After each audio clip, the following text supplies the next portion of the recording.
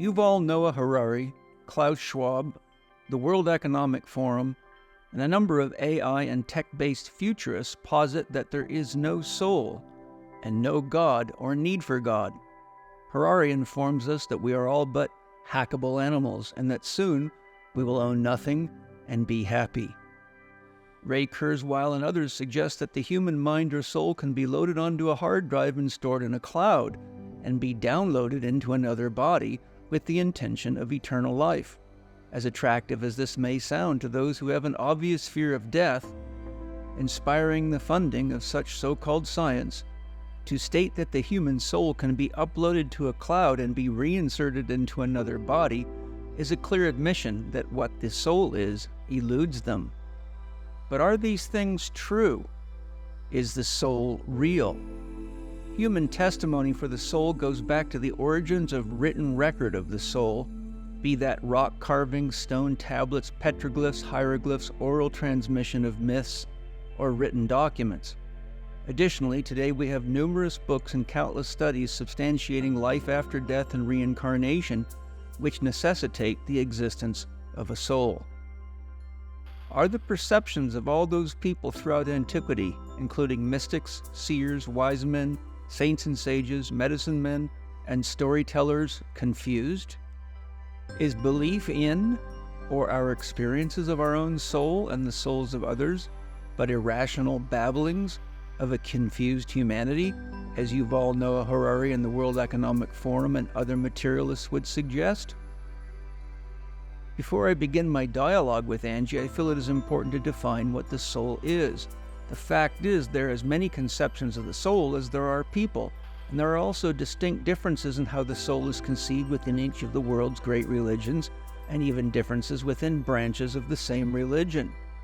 Surely you are each aware that there is confusion over the meanings of important words like God, love, soul, spirit, mind, consciousness, and many other important words, regardless of the language spoken.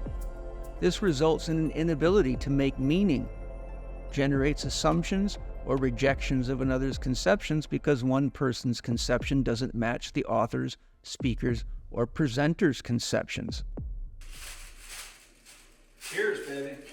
If you study the literature on the soul as described in the world's great religions, myths, the philosophers, mystics, gurus, and even the great scientists of the world, you will find that there is little agreement among them regarding specifics of the spirit and soul, yet there is a consensus that human beings do have a soul, the scientific materialists and atheists being the exception.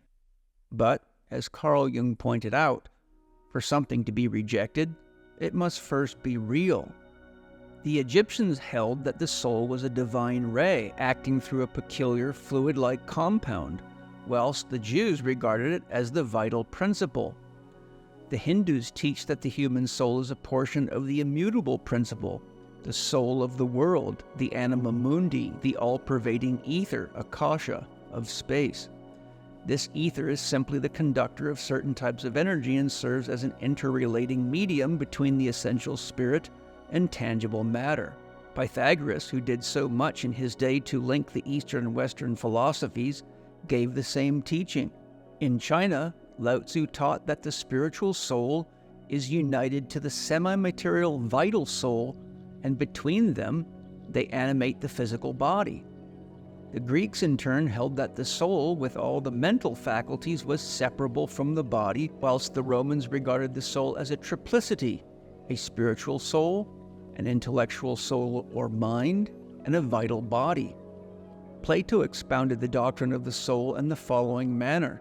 He believed the soul to have three parts. One, an immortal or rational part coming from God. Another, a mortal, animal, or sensitive part, the seat of the appetite and sensation belonging to the body. And a third lying between these and making their interaction possible, will or spirit, by means of which reason conquered desire. Plants have the lowest part, animals have the two lower, but the rational part is exclusively human. Plato thus drew a fundamental distinction between soul and body. Aristotle regarded the soul as the sum of the vital principles and as being to the body what vision is to the eye. The soul was to him the true being in the body, and with him Plotinus was in agreement. He regarded the soul as the living sentiency of the body belonging to a higher degree of being than matter. In my studies of Plotinus, noted that the soul has three essential qualities: to abide, to reflect, and to represent or represent. The abiding function of the soul would be akin to or equal to the divine witness, the unmoved mover. To reflect means to look back and utilize memory. To represent means that we have the capacity, based on our reflection, to change the way we present ourselves, represent ourselves. Therefore, the soul has memory, and it has the ability to represent, to change its ways, to change its belief, thoughts, and actions. All the while, the abiding function is the unmoved mover. The entire field of psychology originated as the study of the soul and how to work with and heal it. Depth psychology, founded by Swiss psychiatrist Carl Jung, is, in my experience, by far the most comprehensive and complete branch of psychology when it comes to understanding the soul and addressing the human being as a whole. In Jungian psychology, the terms for expressing the nature of the soul are anima and animus. The anima is the feminine expression of the soul within a male's body and being, and the animus is the male soul nature within the female body. This orientation is present because Source, God, or Zero, is the truth behind all manifestation. Therefore, if we consider the masculine as positive and the feminine as negative, then the human male needs the negative expression of the anima as soul to counterbalance the body, and vice versa for the female. The relative balance between the physical body and the subtle body equals zero, or unconditional love, placing all living beings in resonance with source energy and intelligence. I define the soul as consciousness, memory, and wisdom gained by experience, and the spirit as the flow of energy and information that animates our being. The analogy I often give my students is the shaman and the drum. The drum is held in the shaman's hand. It has a body. It has a skin that vibrates and creates resonance, but it cannot play itself. The spirit, the flow of energy and information, is what is actually giving the soul, the drum, an experience. The soul, drum, not only resonates, vibrates, but it has, as I said before, memory. Therefore, it is the spirit that is directing the drumstick and giving the drum vibration, which makes the music, which produces the experience that our soul has. The spirit is what is giving us an experience. As we now enter dialogue with Angie Chek on soul loss and soul recovery, you should all know exactly what we mean when we use the term soul or spirit.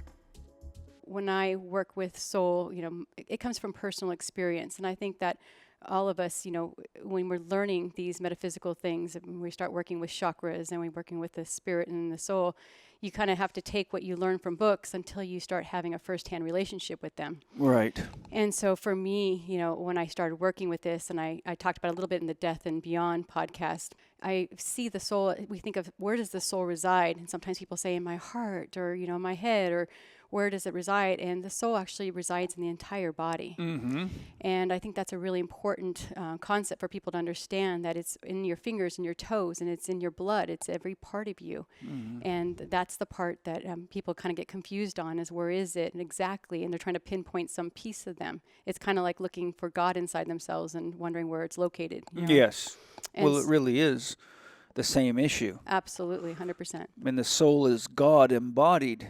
Right. As I say to my students, only God can give a soul.